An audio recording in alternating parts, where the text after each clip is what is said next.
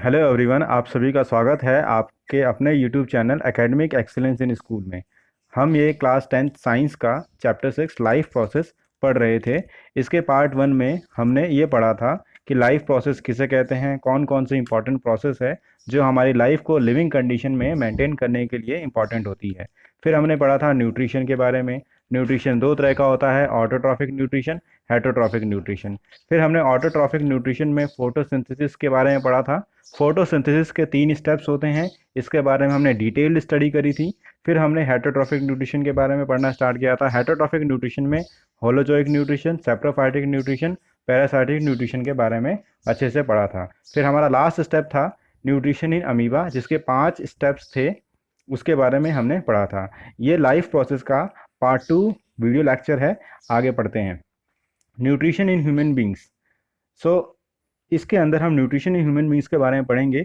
Nutrition in human beings is a type of nutrition is called as holozoic nutrition. जो holozoic nutrition है, इसके बारे में हमने लास्ट वीडियो लेक्चर में अच्छे से पढ़ा था। होलोजोइक न्यूट्रिशन का अर्थ होता है कि जब हम फूड को एक सॉलिड फॉर्म में लेते हैं और हमारे पास डाइजेस्टिव सिस्टम होता है उसको डाइजेस्ट करने के लिए, उस टाइप ऑफ न्यूट्रिशन को हम होलोजोइक न्यूट्रिशन कहते हैं। आप मुझे कमेंट में लिख कर भेजिए कि होलोजोइक न्यूट्रिशन किसे कहते हैं। ह्यूमन डाइजेस्टिव सिस्टम को हम दो पार्ट्स में डिवाइड कर सकते हैं। पहला पार्ट है एलिमेंट्री कैनाल, दूसरा पार्ट है डाइजेस्टिव ग्लैंड्स। एलिमेंट्री कैनाल को स्टडी करने के लिए हमने एक वर्ड का इस्तेमाल किया है, ये है मोस्ट सिली। मोस्ट सिली में कैपिटल एम का अर्थ है माउथ, ओ का अर्थ है ईसोफेगस, एस टी का अर्थ है स्टमक, एस आई का अर्थ है स्मॉल इंटेस्टाइन, एल आई का अर्थ है लार्ज इंटेस्टाइन। सो ये एलिमेंट्री कैनाल है जो माउथ से स्टार्ट हो रही है अप टू एनएस तक। तो जो भी ऑर्गन्स जहाँ से फूड मूव करते हुए नीचे तक जाता है, उन सारे ऑर्गन्स को एक कनाल के थ्रू, एक पाइप के थ्रू होता है, उसको हम एलिमेंट्री कनाल कहते हैं। आप यहाँ देखेंगे तो माउथ में के वहाँ पे पाइप जो है वो थोड़ी पतली होती है, फिर यहाँ भी पतली रहती है, फिर यही पाइप यहाँ पे कुछ चौड़ी हो जाती है, कुछ मोटी हो जाती है, फिर वही पाइप अलग अलग शेप्स की कंडीशन में होते हुए एनएस तक जाती है। तो इस कंप्लीट पाइप को हम एलिमेंट्री कैनाल का नाम देते हैं, और ये एलिमेंट्री कैनाल के थ्रू ही हमारा फूड मूव करते हुए नीचे की तरफ जाता है। अब डाइजेस्टिव ग्लैंड्स किसे कहते हैं? इस एलिमेंट्री कैनाल के आसपास ये लिवर है, ये पैंक्रियाज है, और यहाँ पे हमारा सेलिवरी ग्लैंड्स होते हैं। तो ये digestive glands, salivary glands, liver और पैंक्रियाज जो हैं, ये जूसेस देते हैं फूड को डाइजेस्ट करने के लिए, बट डाइजेस्टिव ग्लैंड्स के अंदर फूड नहीं जाता है। Next, working of human digestive system. हमें पढ़ते हैं कि डाइजेस्टिव सिस्टम का वर्क कैसे होता है, इसके बारे में। सो माउथ के बारे में पढ़ते हैं। सबसे पहले हमने मोस्ट सिली एक वर्ड याद किया था, M for mouth, O for oesophagus, S T for stomach, S I for small intestine, L I for large intestine. So mouth, mouth के अंदर टीथ होते हैं, चिविंग एंड ग्राइंडिंग के काम आते हैं। चिविंग का मतलब उसको अच्छे से चिव करना, अच्छे से मिक्स करना, और ग्राइंड का मतलब होता है उसको काटना। जो फूड हम खा रहे हैं उसको छोटे छोटे पीसेस में काटना। आपको कभी कभी आपके पेरेंट्स ने बताया होगा कि हमें एक बार जो फूड लेते हैं, एक पार्ट में जो फूड लेते हैं, उसको कम से कम 22 बार च्यू करना होता है। फिर टंग, टंग का काम है रोलिंग एंड टेस्ट। आप टंग को जीभ हाथ से पकड़ लीजिए और फूड को चबा के देखिए, वो नहीं हो पाएगा। मीन्स टंग जो है वो फूड को रोल करती है और टेस्ट का काम करती है। रसगुल्ला खाने के बाद अगर आप केला खाएंगे तो आपको केले का स्वाद नहीं आएगा। तो टेस्ट बर्ड्स जो होते हैं वो इनसेंसिटिव हो जाते हैं। Salivary glands secrete saliva which having salivary amylase to change starch into sugar। ये आप ऐसे समझ सकते हैं कि आप गेहूं के 2 दाने खाएं या चावल के जब दो दाने खाते हैं, तो सेलिवरी ग्लैंड से जो सलाइवा निकलता है उसमें सेलिवरी अमाइलेज होता है, और ये जो सेलिवरी अमाइलेज है ये इस स्टार्च को चेंज कर देता है शुगर में, और हमें फिर मीठा लगता है। तो वो चावल के दाने, गेहूं का दाना या फिर मक्के का दाना जिसे हम चबाते हैं, जब कुछ देर चबा लेते हैं तो स्टार्च शुगर में कन्वर्ट हो जाता है और हम फिर मीठा लगने लग जाता है। ईसोफेगस के बारे में बात करते हैं। Oesophagus, it connects mouth to stomach with peristaltic movement. ये हमारा ईसोफेगस है, ये यहाँ माउथ से कनेक्ट कर रहा है स्टमक की तरफ। इसको हम कह रहे हैं ईसोफेगस। मतलब ये माउथ से कनेक्ट कर रहा है स्टमक को, ये एक पाइप है। और पेरिस्टाल्टिक मूवमेंट के थ्रू कनेक्ट करता है। पेरिस्टाल्टिक मूवमेंट का अर्थ क्या होता है? Contraction of upper part with simultaneous relaxation of lower part. इसका अर्थ ये होता है कि कॉन्ट्रैक्शन कैसे होता है, जैसे ये हमारी ईसोफेगस है, ठीक है, यहाँ पे फूड है, ये फूड जब नीचे आएगा तो इस तरीके से यहाँ पे वाइड होगा, पहले रिलैक्सेशन होगा, तो इस पोजीशन पे शुरू वाली जो पोजीशन है यहाँ पे होगा कॉन्ट्रैक्शन, और उसके तुरंत बाद ही नीचे की तरफ होगा रिलैक्सेशन। रिलैक्सेशन तो कॉन्ट्रैक्शन के समय यहाँ से फूड नीचे की तरफ जाएगा, और रिलैक्सेशन होगा यानी ये वॉल्स जो हैं वो थोड़ी ओपन हो जाएंगी, तो फिर ये नीचे की तरफ आएगा। तो ऐसी मूवमेंट को हम कहते हैं peristaltic movement, means contraction of upper wall with simultaneous relaxation of lower part. Stomach के अंदर storage organ having gastric juices. अब जरा सोचिए कि अगर हमारे पास स्टमक नहीं होता तो हमें कितनी बार खाना खाना पड़ता। हम एक बार खाना खा लेते हैं तो वो कम से कम 3 घंटे तक हमारे स्टमक में रहता और स्टमक से थोड़ा थोड़ा अमाउंट से स्मॉल इंटेस्टाइन में जाता रहता है और डाइजेस्ट होता रहता है। अगर स्टमक नहीं होता तो हर कुछ समय बाद हमें थोड़ा थोड़ा अमाउंट स्मॉल इंटेस्टाइन में कंटिन्यूसली भेजना पड़ता, तो हमें लगातार खाना पड़ता।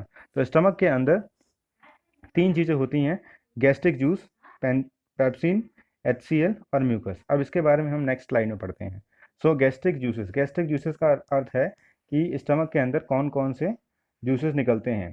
जूस मतलब एंजाइम्स निकलते हैं डाइजेस्ट करने के लिए। तो सबसे पहले है pepsin, work in acidic medium to break protein into peptones. तो हम प्रोटीन लेते हैं, आप सभी को पता है कि न्यूट्रिएंट 5 होते हैं, carbohydrate, protein, fat, vitamin and minerals.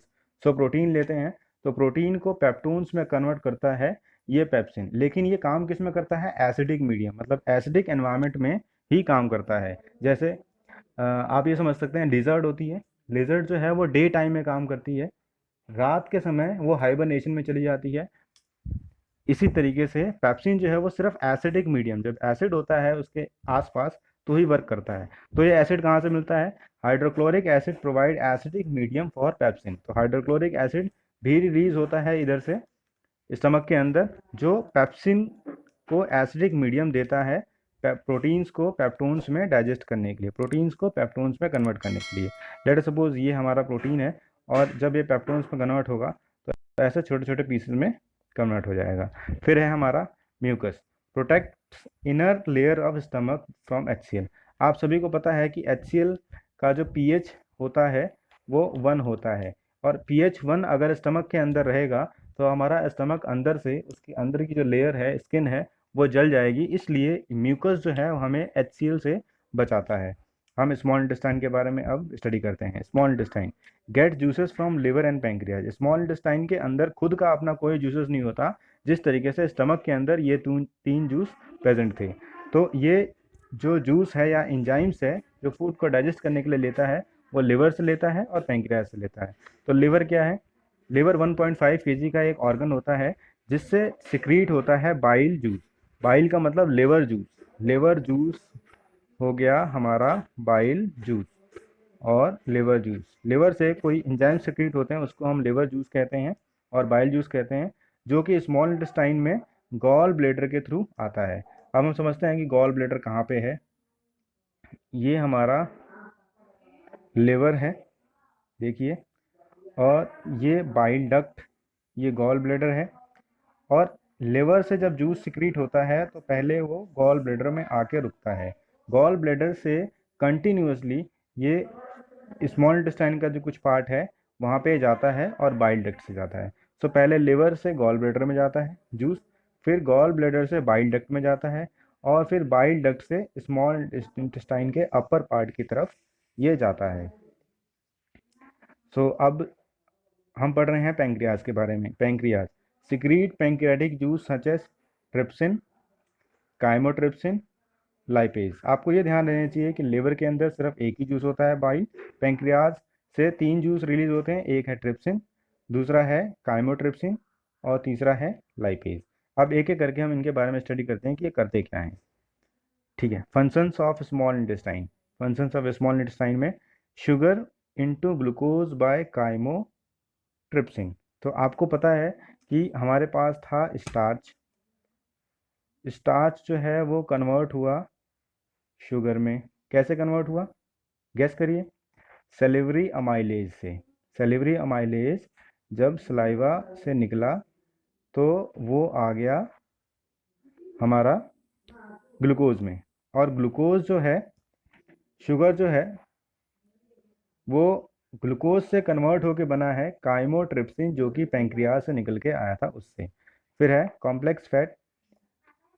Sugar जो है वो बना है ग्लूकोज में काइमोट्रिप्सिन की हेल्प से। नेक्स्ट नेक्स्ट लाइन है हमारी, complex fat into smaller fat globules by emulsification. So liver से जो जूस आया है हमारे पास, वो कॉम्प्लेक्स फैट को, बड़े फैट मॉलिक्यूल को छोटे मॉलिक्यूल में कन्वर्ट कर दे रहा है।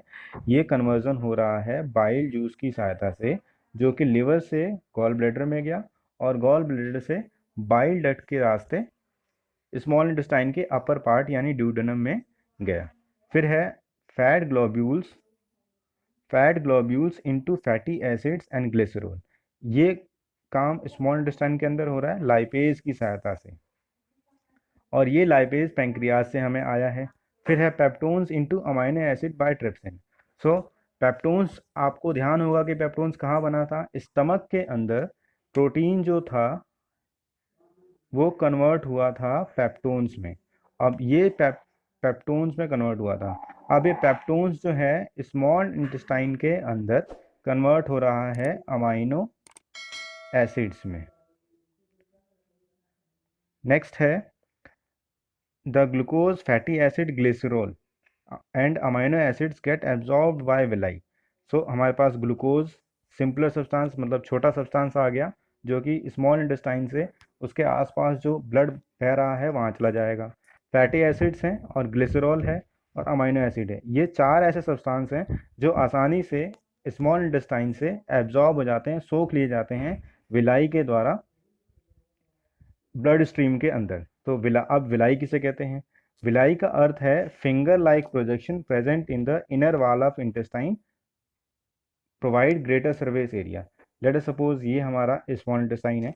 स्मॉल इंटेस्टाइन में ऐसे फिंगर लाइक प्रोजेक्शंस होते हैं, और ये फिंगर लाइक प्रोजेक्शन के अंदर यहाँ पे हमारा ग्लूकोज, फैट और अमाइनो एसिड पड़ा हुआ है। अब फिंगर लाइक पोजीशन से ये इसके अंदर जाता है, फिर यहाँ से ब्लड के अंदर चला जाता है। तो ये इस फिंगर लाइक पोजीशन को हम विलाई का नाम दे रहे हैं। उसके बाद है large intestine. Large intestine major absorption of water remaining faeces move out by anus via rectum through an urge. तो स्मॉल इंटेस्टाइन से जो फूड डाइजेस्ट होके एब्जॉर्ब हो गया, उसके अंदर बहुत सारा वाटर कंटेंट होता है। उस वाटर को एब्जॉर्ब करने का काम लार्ज इंटेस्टाइन का होता है। और लार्ज इंटेस्टाइन का एक एरिया होता है रेक्टम, जहाँ पे जो अनइम्पॉर्टेंट थिंग है जो डाइजेस्ट नहीं हुई है, जिसे हम फीसेस कहते हैं, वो एक अर्ज के द्वारा मतलब एक इच्छा के द्वारा बाहर को निकल जाता है। उसके बाद है, हमें कुछ इंपॉर्टेंट चीज़ें ध्यान रखनी है जो एग्जाम्स में पूछी जाती हैं। जैसे small intestine of herbivorous animals are larger than the carnivorous animals because herbivorous animals eat plants और plant product which having cellulose that takes larger time to digest. आप देखेंगे कि अगर कोई गोट को काटा जा रहा है और उसको मीट के लिए इस्तेमाल किया जा रहा है, तो जब गोट को काटा जाता है तो उसकी जो स्मॉल इंटेस्टाइन है काफ़ी ज़्यादा ऐसे क्वाइल्ड होती है, और ये जो क्वाइलिंग है हमारी स्मॉल इंटेस्टाइन की क्वाइलिंग से ज़्यादा है। यानी स्मॉल इंटेस्टाइन जो हर्बीवोरस का है या फिर लायन कार्निवोरस का है, उससे ज़्यादा बड़ा होता है हर्बीवोरस, यानी गोट का, बफेलो का, रैट का।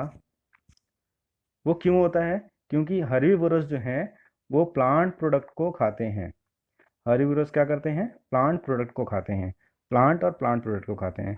तो अगर प्लांट सेल की बात करें तो प्लांट सेल के बाहर होता है सेल वॉल, और सेल वॉल जो होता है वो बना होता है सेलुलोज का, और सेलुलोज जो मटेरियल है इसको डाइजेस्ट होने के लिए बहुत ज़्यादा समय लगता है। So small intestine of herbivorous animals are larger than the small intestine of carnivorous animal because herbivorous animals eat plant or plant products which having cellulose that takes larger time to digest. Next एक और important point है, bolus किसे कहते हैं, बार बार पूछते हैं बच्चे। Bolus is the amount of food engulf at one time. आप एक बार में कितना फूड माउथ के अंदर लेते हैं, यानी एक कौर लेते हैं, उसको हम बोलस कहते हैं। गट क्या होता है? गट का अर्थ होता है स्टमक और बेली। जैसे हम कहते हैं गट फीलिंग हो रही है, गट फीलिंग का मतलब है कि हमारा स्टमक और बेली फील कर रहा है कि इसको भूख लग गई है, या फिर किसी को डराना होता है, गुस्सा दिखाना होता है, तो हम कहते हैं कि मेरी गट फीलिंग है। Thanks for watching video, do like share comment and subscribe the channel for further learning.